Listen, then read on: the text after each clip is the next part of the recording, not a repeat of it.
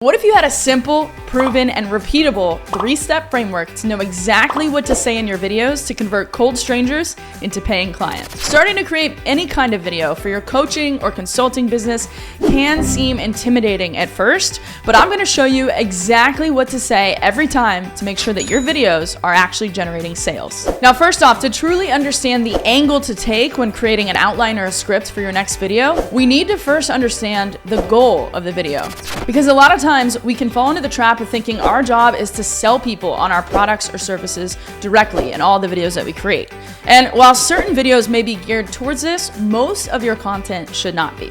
The best marketing is truly educational content. So if we can give the viewer utility or give them something of value or solve a pain point directly in the video for them, then naturally they're gonna want to take the next step with you or continue to follow you. In fact, if you look at some of the heavy hitters in the space like Alex Hormozi, Ravi Abuvala, and more, you'll notice that they give away a lot of valuable content for free. So you shouldn't be concerned about giving away information for 2 reasons. So number 1, your product is not the information you're teaching or the information that's in your course. If you have a high-ticket coaching program or training program, what you're really selling is a result. You're selling accountability, direct support of some kind, whether that's in a group or a one-on-one help, and personalized strategy. Most people don't take action on information alone anyways. And even if they do, they're gonna find so much value in what you're giving away for free that they'll wanna know what you offer on a paid level. Second, your marketing strategy should mirror human psychology. And by giving away stuff for free, you're activating what's known as the law of reciprocity. Now, the law of reciprocity states that we naturally feel inclined to give back when we feel that we've been given something of value. So if your content can do that for your ideal prospect, you're gaining their trust, loyalty, and eventually their payment. Now that we know our goal is to educate, or what I call provide a quick win for the viewer, it takes the pressure off of feeling like we just have to sell or promote ourselves or our services. Now, there are 3 essential segments to any good piece of content that I call the hook, the how, and the now what.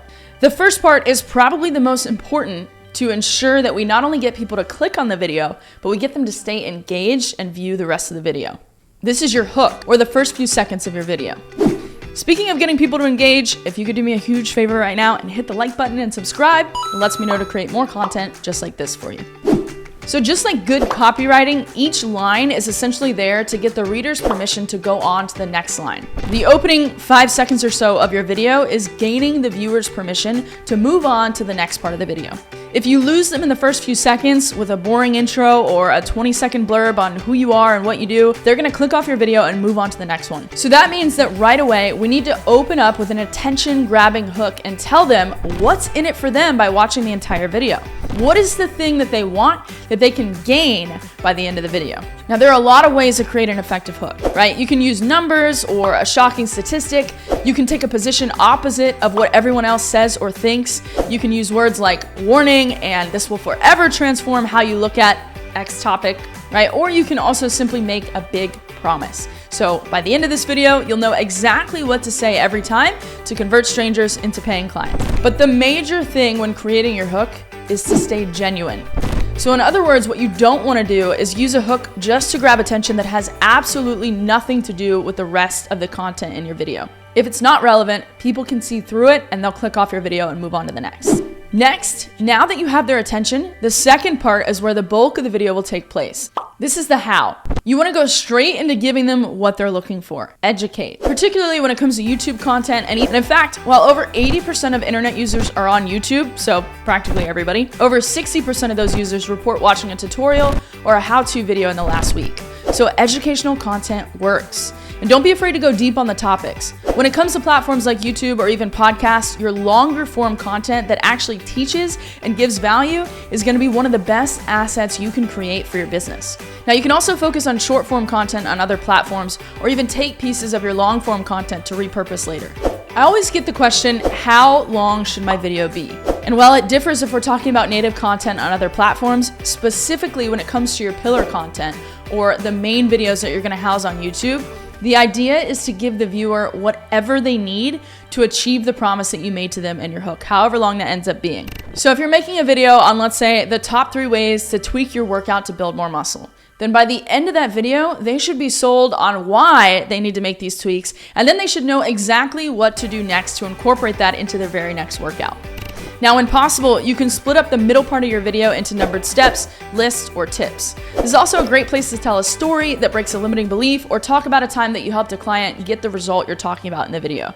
If you're walking through a step-by-step of how to use a software or something similar, screen sharing as you're walking through it is also very effective. Now, at the end of this section, feel free to give a quick 10-second recap of what you covered as you transition into the last part. The third and final segment is the now what, also known as your call to action.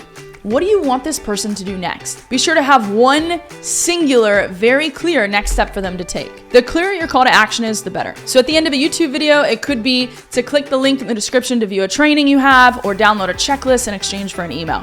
It could also be as simple as comment down below or hit the subscribe button. Now, typically your goal of any content posted on any platform you don't own, like YouTube or Instagram, should be to eventually create traffic that you do own. In other words, grab their email in exchange for more value so that you can contact them later, no matter if algorithms change or your account gets shut down tomorrow. So there you have it, the framework you need to easily script out or outline any piece of content to make sure that it actually converts. So remember, the goal is to educate and give utility, not to sell. Then open with a hook, give them the how, and tell them the now what, the next step that you want them to take. If you want to learn more about how you can use this content to be everywhere at once and do it all in less than 3 hours a month, then check out my free training where I break that down in more detail over at get.upperhandcreative.com/learn, and I'll see you next time.